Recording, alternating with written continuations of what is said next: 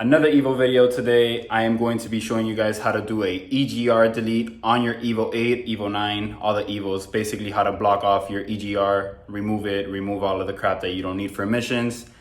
And hopefully this fixes the issue that I've been having. The ones that follow me on Instagram know that I've been having an idle issue when I first started, just at idle. So that's why I'm doing this. Hopefully this fixes the problem.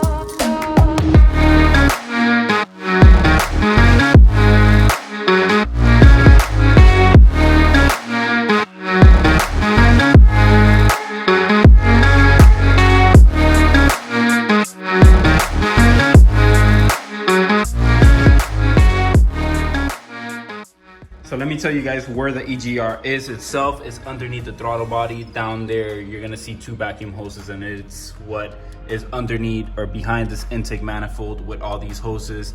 It's just for emissions. You don't really need it, especially in Florida. We don't have our yearly, inspections that all the other states have.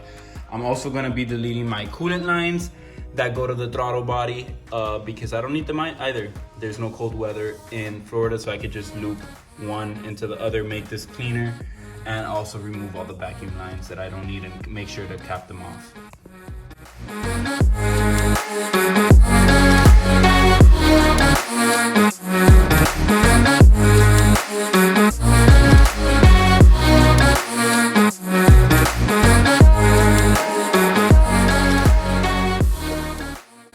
Alright, so now that I've removed the intercooler piping, you guys could get a better view of where the EGR is, and still with all these cables and fuel lines.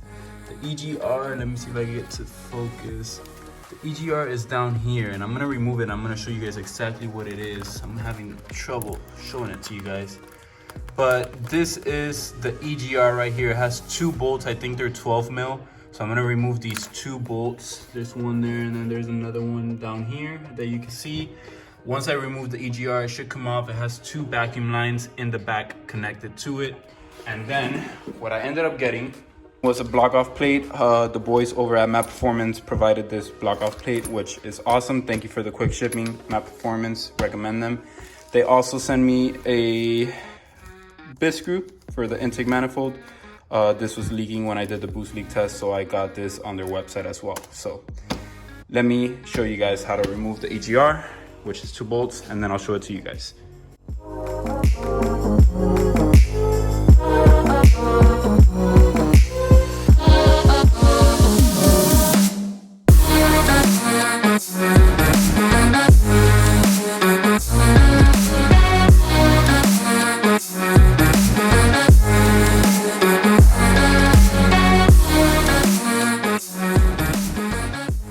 I have rerouted my coolant lines. Again, I don't need the two coolant lines going to the throttle body. I am in Florida, so I just basically took the bottom hose and rerouted it to the top one. So now that I have the room, this is the EGR valve that I was talking about. These 12 mils, I think they were 12 or 14s. Remove them, and then you're gonna remove your EGR. It also has a couple of vacuum lines that you're gonna remove. There are two in total. And then you'll be able to remove the EGR. So let me remove it.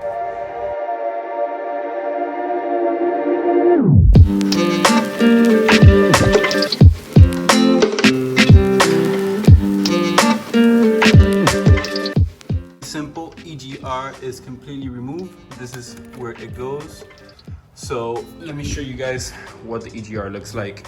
This is the EGR valve that's on your intake manifold. Goes in this orientation like this. On the intake manifold, I just removed the 12 mils, took it out, and it also has a gasket. MAPERFORMANCE is kind enough to include a gasket in their kit, so you get what we're doing. We're basically gonna block where this went. We're just gonna block it off. After I do block off the EGR, I do have to remove all the vacuum lines that basically work with the EGR valve itself, like these and all of that. I have to cap them off, so I have to run to the auto parts store to get some caps, some vacuum caps. Gonna remove everything behind here. Gonna remove the solenoids as well, even the FPR, the fuel pressure regulator solenoid. I think I'm gonna remove, just to make things simpler and see if I could get this car idling correctly, because there has to be a vacuum leak somewhere or a boost leak. I'm not sure. I don't know. I'm gonna remove everything that I don't need so I could diagnose the car and get it to work properly. So let me install the EGR and then remove all the hoses and start capping everything off once I get the caps.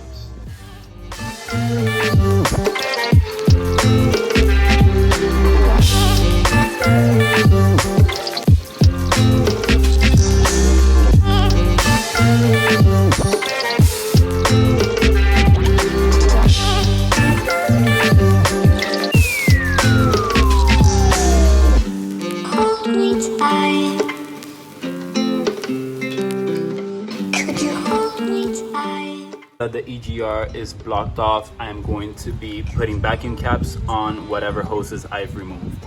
Plugged everything up already. I need to put one more zip tight on the other vacuum cap. This is the other one. I ended up getting it from AutoZone. This is what I ended up getting, just in case you guys do want to get the same caps. Oh, wrong box.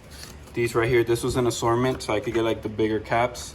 And then I got one for the smaller hose, which is 1/8 rubber plug, and then this is what comes on this one. So everything has been capped off. Now I'm gonna go ahead and go the extra length of removing everything from the rear. So I'm gonna remove the EGR solenoid and all the evap stuff in the rear. You don't have to do this since it's already blocked off, and I already blocked off all the vacuum lines. You could go ahead and put everything back together and call it a day, but I'm gonna go ahead and remove all of that in the end so I could clean it up a little bit.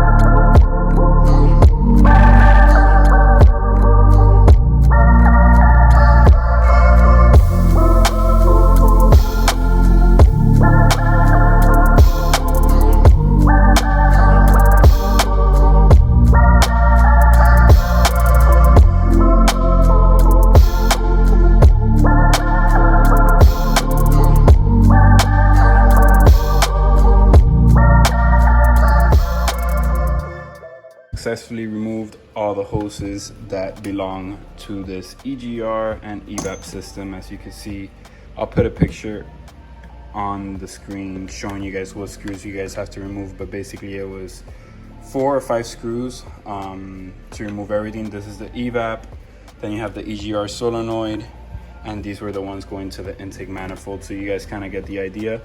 I am going to put everything back together now. This basically completes an EGR delete. You could also delete the canister that goes all the way to the rear. I'm gonna leave this vented for now. Again, this is just for now.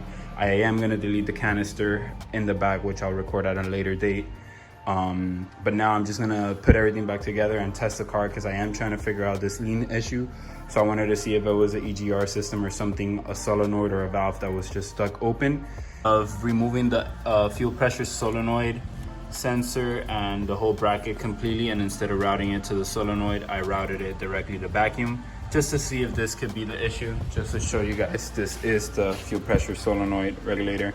Just removed it just for testing purposes. I'm not sure if I'm going to keep it out. I don't really need it, but again, just trying to test everything out. Now finally, let me put the intake back together and see if this fixes the issue. But if not, I hope you guys learned how to delete your EGR and install the block off plate.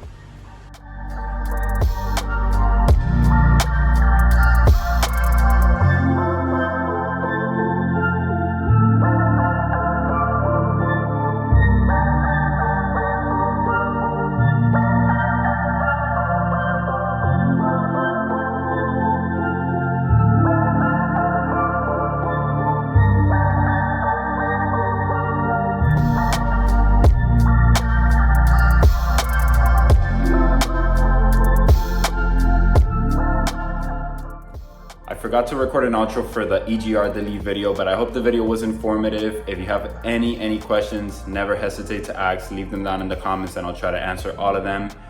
And in the next couple of weeks and weekends, subscribe, because things will get very interesting. that's all you guys get to see for now. But hopefully next weekend videos will start on the build series. I'm gonna be doing turbo and a lot of bolt-ons. Well, not a lot of bolt-ons. I'm gonna be switching up the setup. Let's just put it that way. So I'll see you guys next weekend. Take care. Like always, keep grinding, and I'll see you guys next weekend.